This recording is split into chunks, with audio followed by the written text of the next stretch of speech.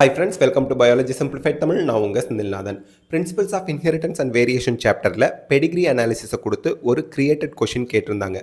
இந்த கொஷினில் இந்த மாதிரி பெடிகிரி சார்ட் கொடுத்துட்டு F3 ஜென்ரேஷனில் டிசீஸ் வந்திருக்கக்கூடாது, அதாவது நோ டிசீஸ் இருக்கக்கூடாது, ஆனால் டிசீஸை ஏற்படுத்தக்கூடிய carrier gene, carrier allele, disease mutation allele, ரெண்டு அல்லீலில் ஒன்று மட்டும் டிசீஸ் மியூட்டேஷனை ஏற்படுத்தக்கூடிய அந்த அல்லீல், டிசீஸை ஏற்படுத்தக்கூடிய டிசீஸ் மியூட்டேஷன் அல்லீல் இருக்கணும். அதுக்கான ப்ராபபிலிட்டி என்ன F3 ஜென்ரேஷனில் அந்த மாதிரி சைல்டு பிறக்கிறதுக்கான ப்ராபபிலிட்டி அவுட் ஆஃப் 100% எவ்வளவு ப்ராபபிலிட்டி இருக்குது அப்படின்னு கேட்டிருந்தாங்க. இப்போது முதல்ல இது பேரண்டல் ஜென்ரேஷன், இது F1 ஜென்ரேஷன், இது F2 ஜென்ரேஷன், இது F3 ஜென்ரேஷன். F3 ஜென்ரேஷனில் டிசீஸ் இருக்கக்கூடாது, ஆனால் ஜீனில் ரெண்டு அல்லீலில் ஒரு அல்லீல் கேரியராக இருக்கணும் ஃபார் த டிசீஸ் மியூட்டேஷன். அதுக்கான ப்ராபபிலிட்டி என்ன? இதுதான் கேள்வி. முதல்ல நீங்கள் கண்டுபிடிக்க வேண்டியது இந்த டிஸார்டர் டாமினண்ட்டாக ரிசசிவா. ரொம்ப ஈஸியாக நீங்கள் அதை கண்டுபிடிச்சிடலாம். இந்த டிஸார்டர் டாமினண்ட்டாக ரிசசிவா. ஓகேங்களா? இந்த இடத்துல நீங்கள் ஒரு விஷயம் புரிஞ்சுக்குங்க. டாமினன்ட் டிஸார்டர் அப்படின்னா ஒவ்வொரு ஜென்ரேஷன்லேயும் ஒருத்தருக்காவது நோய் வெளிப்பட்டிருக்கும். பேரண்டல் ஜென்ரேஷன் நோய் வெளிப்பட்டிருக்கா? எஸ். F1 ஜென்ரேஷனில் நோய் வெளிப்பட்டிருக்கா? இல்லை. ஃபுல்லாக ஷேட் பண்ணால் நோய் வெளிப்பட்டிருக்கு, கொஞ்சமாக ஷேட் பண்ணாங்க அறக்குறையா அப்படின்னா நோய் இல்லை அவங்களுக்கு, ஆனால் அந்த டிசீஸை கேரி பண்ணிட்டு போகிறதுக்கு ரெண்டு அல்லீலில் ஒரு அல்லீல் மட்டும் கேரியர், டிசீஸ் கேரியராக இருக்கிறாங்க அப்படின்னு அர்த்தம். அப்போ இங்கே நோய் வெளிப்படலை. விஷயம் என்ன? நோய் வெளிப்பட்டிருக்கணும் ஒருத்தருக்காவது. F1 ஜென்ரேஷனில் யாருக்குமே நோய் வெளிப்படலை, கேரியராக இருக்காங்க. அதனால் இது டாமினண்ட்டாக இருக்க வாய்ப்பு இல்லை, ரிசசிவ் டிஸார்டர் தான். எல்லா ஜென்ரேஷன்லேயும் நோய் வெளிப்பட்டிருந்தால் அது டாமினண்ட்னு நம்ம முடிவுக்கு வரலாம். பட் F1லேயே ஸ்கிப் ஆகிடுச்சு, நோய் யாருக்குமே வெளிப்படலை, அப்போது அது ரிசசிவ் டிஸார்டர். அடுத்து இது ஆட்டோசோமலா செக்ஸ் குரோமோசோமல் இன்ஹெரிட்டன்ஸாக இந்த டிஸார்டர் அப்படின்னு கண்டுபிடிக்கணும். ஆட்டோசோமல்னா பாடி குரோமோசோம் மூலியமாக, பாடி ஜீன்ஸ் மூலியமாக கண்ட்ரோல் பண்ணுற அதில் டிசீஸ் இருக்கிறது. செக்ஸ் குரோமோசோம்னா எக்ஸ் குரோமோசோமில் டிஸார்டர் இருக்கலாம் அல்லது ஒயில் இருக்கலாம். மோஸ்ட்லி எக்ஸ் குரோமோசோமில் தான் இருக்கும், ஏன்னா ஃபீமேல் மேல் ரெண்டுக்கும் காமனாக இருக்கிற குரோமோசோம் எக்ஸ் குரோமோசோம். ஓகே, இப்போ கவனிங்க. எக்ஸ் லிங்க்டு அப்படின்னா மேல் கிட்டேருந்து ஃபீமேல்க்கோ இல்லை ஃபீமேல் கிட்டேருந்து மேல்க்கோ டிஸார்டர் கேரி ஆகும். இங்கே ஃபீமேல் இருக்காங்க, ஃபீமேலுக்கு போகலை, ஃபீமேல் கேரியராக இருக்காங்க, ஏன்னா இவங்களுக்கு ரெண்டு பொண்ணுங்க தான், பையன் பிறக்கலை, அப்போ அங்கே நம்ம செக் பண்ண முடியாது. இங்கே ஃபீமேல் இருக்காங்க, ஃபீமேல் கிட்டேருந்து ஃபீமேலுக்கு டிஸார்டர் போகல, ஆனால் மேலுக்கு வந்திருக்கு, அப்போது இது எக்ஸ் லிங்க்டு. புரியலை சார், இன்னும் கொஞ்சம் தெளிவாக சொல்லுங்கள் அப்படின்னு கேட்பீங்க. இப்போது நான் உங்களுக்கு எக்ஸ்பிளைன் பண்ணுறேன். இந்த இடத்துல இவங்களை கேரியர்னு நான் சொல்லிட்டேன். சரி, இவர் நோய் இல்லாமல் இருக்கார்.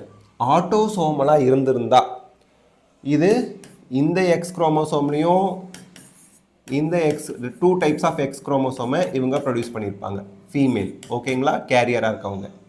இவர் மேல், அப்போது எக்ஸ் குரோமோசோம் ஒய் குரோமோசோம் இந்த மாதிரி வந்திருக்கும். இப்போ இவங்களுக்கு பிறக்க போகிற பையன் கேரியராக தான் இருந்திருப்பாரே ஒழிய டிசீஸை வெளிப்படுத்தியிருக்க மாட்டார். பட் இங்கே டிசீஸை வெளிப்படுத்தியிருக்கிறாரு, அப்போ ஆட்டோசோம் கிடையாது. அப்போது செக்ஸ் குரோமோசோம்னு ப்ரூஃப் பண்ணுங்கள் கேட்பீங்கல்ல என்கிட்ட. சரி, இவங்க கேரியர். ஓகே, இவர் டிசீஸ் இல்லாமல் இருக்காது. இப்போ கேமிட் உருவாகுது. ஓகேங்களா? 2 types of egg, 2 types of sperms. இப்போது இதுவும் சேர்ந்தா பையன் பிறப்பார், இந்த பையன் பிறந்திருப்பார். மேலுக்கு எக்ஸ் குரோமோசோமில் ஒரு கேரியர் எக்ஸ் குரோமோசோம் ஒன்றில் டிஸார்டர் இருந்தாலே நோய் வெளிப்பட்டுடும். அப்போ இது எக்ஸ் லிங்க்டு தான். ஸோ இது ரிசசிவ் எக்ஸ் லிங்க்டு டிஸார்டர் அப்படிங்கிறத நம்ம கண்டுபிடிச்சிட்டோம். ரிசசிவ்ங்கிறதுனால ஃபீமேலுக்கு ரெண்டுமே எக்ஸின்னு இருந்தால் டிசீஸு, ரெண்டில் ஒன்று கேரியராக இருந்தாங்கன்னா அவங்க கேரியராக இருப்பாங்க, டிசீஸ் வெளிப்படுத்த மாட்டாங்க. ஆனால் மேலுக்கு ஒரு எக்ஸில் டிசீஸ் இருக்கிறது, அந்த அல்லீல் இருந்தால் கூட நோயை வெளிப்படுத்திடுவார். ஏன்னா இவங்களை கண்ட்ரோல் பண்ண இன்னொரு டாமினன்ட் எக்ஸ் குரோமோசோம் இல்லை ஒய்யால் கண்ட்ரோல் பண்ண முடியாது. அப்போ டிசீஸ் இவருக்கு வெளிப்பட்டுருது. ஃபீமேல் கிட்டேருந்து மேல் எக்ஸ் லிங்க்டு டிஸார்டர், ஃபீமேல்கிட்டேருந்து ஃபீமேல் வரல, எக்ஸ் லிங்க்டு டிஸார்டர், கேரியராக தான் இருக்காங்க. So X linked disorder. Okay, இப்போ ரிசசிவ் எக்ஸ் லிங்க்டு டிசார்டருங்கிற கன்க்ளூஷனுக்கு வந்தாச்சு. என்ன சார் இவ்வளோ நேரம் ஆகுதே, நீட் 2025ல் இந்த ஒரு கொஷினுக்கு இவ்வளோ நேரம் ஆயிருந்தா என்ன ஆகிறது, அதனால தான் கட் ஆஃப் மார்க் குறைஞ்சி போச்சு. ஓகே, அப்போ இவங்களோட ஜீனோடைப் நான் கண்டுபிடிச்சிட்டேன், கேரியர். இவரோட ஜீனோடைப்பும் நான் கண்டுபிடிச்சிட்டேன், நோயோடு இருந்தவர். இப்போது இதை நான் இங்கே எடுத்து எழுதி இப்படி தான் கண்டுபிடிச்சாகணும், வேறு வழி இல்லை. இவங்க 2 டைப்ஸ் ஆஃப் கேமெட்டை ப்ரொடியூஸ் பண்ணுவாங்க. இப்போ F2 ஜென்ரேஷன்லேருந்து F3க்கு நம்ம போட்டுட்ருக்கோம். இவர் 2 டைப்ஸ் ஆஃப் கேமெட்ஸை ப்ரொடியூஸ் பண்ணுவார். இப்போ நல்லா கவனிங்க, இந்த எக்ஸு இந்த எக்ஸோட சேர்ந்ததுன்னா XXC. யார் இவங்க? Carrier female, carrier female. இந்த எக்ஸு இந்த எக்ஸோட சேர்ந்ததுன்னா இவங்க டிசீஸ்டு ஃபீமேல். இந்த எக்ஸு இந்த ஒய்யோட சேர்ந்ததுன்னா நோ டிசீஸ், வித்தவுட் டிசீஸ், பையன் பிறந்துட்டான். இந்த எக்ஸு இந்த ஒய்யோட சேர்ந்ததுன்னா நோயோட பையன் பிறந்துட்டான். இப்போது ஆன்சர் கண்டுபிடிக்கும் போது அந்த சைல்டு F3ல வந்த சைல்டுக்கு அவங்க கேரியராக இருக்கணும், டிசீஸை எக்ஸ்ப்ரெஸ் பண்ணியிருக்க கூடாது. இவர் டிசீஸை எக்ஸ்ப்ரெஸ் பண்ணிட்டாரு, விட்டுடுங்க. இவங்க டிசீஸை எக்ஸ்ப்ரெஸ் பண்ணல, கேரியரும் இல்லை, விட்டுடுங்க. இவங்க டிசீஸ்டு, விட்டுடுங்க. இவங்களுக்கு மட்டும்தான் நோ டிசீஸ், டிசீஸ் இல்லை. அதே சமயத்தில் ஜீனில் ஒரு அல்லீல் மட்டும் கேரியர் ஜீனோட இருக்கிறாங்க. அப்போது இவங்க கேரியராகவும் இருக்காங்க, டிசீஸும் இல்லை. அப்படி இருக்கவங்களோட ப்ராபபிலிட்டி என்னன்னு தான் கேட்டிருந்தாங்க. அப்போ 4 ப்ராபபிலிட்டியில் 4 வாய்ப்புகள் இருக்கா? 4ல் 1 தான் no disease and being a carrier of the disease. Disease கேரியராகவும் டிசீஸை வெளிப்படுத்தாமையும் இருக்கக்கூடிய சைல்டோட ப்ராபபிலிட்டி F3 ஜென்ரேஷனில் 1/4 தான். இப்போது இந்த கொஷினுக்கு எப்படி ஆன்சர் வந்துச்சுன்னு உங்களுக்கு புரிஞ்சிருக்கும்.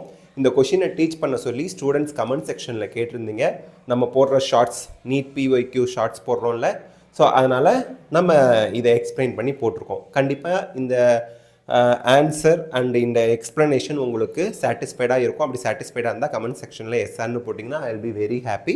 அண்ட் இந்த வீடியோ உங்கள் ஃப்ரெண்ட்ஸ் எல்லாருக்குமே ஷேர் பண்ணுங்கள், அவங்களுக்கும் ஹெல்ப்ஃபுல்லாக இருக்கும். நம்ம சேனலோட க்ரோத்துக்கும் அது ரொம்ப பேருதவியாக இருக்கும். Because your support is our strength. Thank you.